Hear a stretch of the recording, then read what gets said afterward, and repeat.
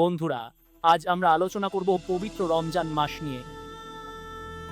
রমজান মাস আমাদের জীবনে এক অত্যন্ত গুরুত্বপূর্ণ সময়, যেটি কেবল ধর্মীয় অনুসরণ নয়, বরং আমাদের আত্মিক উন্নতির জন্য একটি বড় সুযোগ।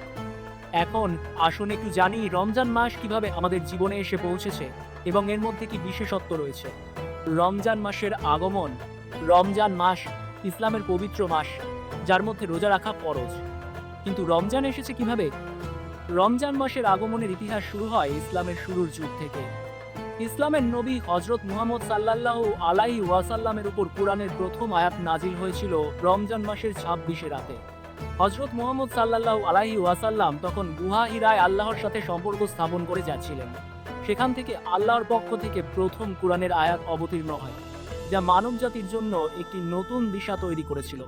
এটি ছিল এক অত্যন্ত গুরুত্বপূর্ণ মুহূর্ত, যা মানব ইতিহাসের মোড় ঘুরিয়ে দিয়েছিল। কুরআন নাজিল হওয়ার এই রাতটি লাইলাতুল কদর নামে পরিচিত, যা হাজার মাসের চেয়ে শ্রেষ্ঠ।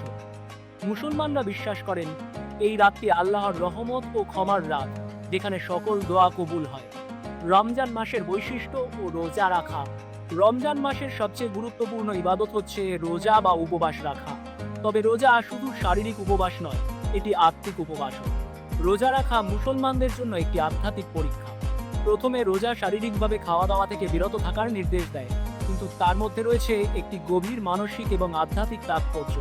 কুরআনে আল্লাহ বলেন, হে বিশ্বাসীগণ, তোমাদের জন্য রোজা ফরজ করা হয়েছে, যেমনটি তোমাদের পূর্ববর্তীদের উপর ফরজ করা হয়েছিল, যাতে তোমরা তাকওয়া অর্জন করতে পারো।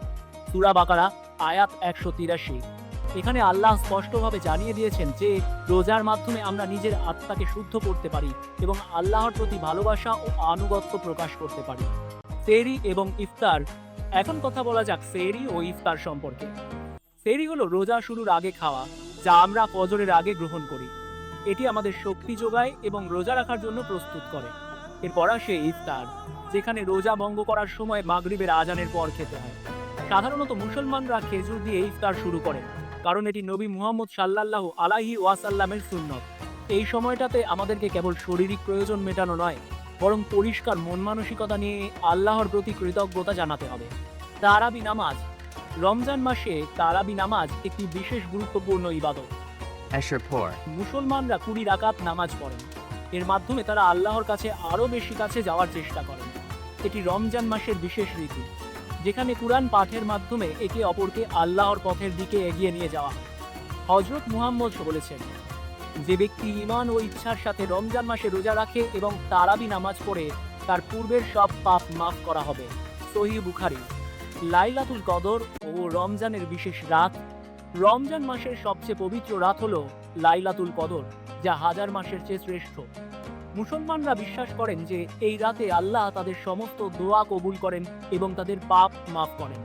তাই এই রাতে ইবাদত ও দোয়া করা অত্যন্ত গুরুত্বপূর্ণ।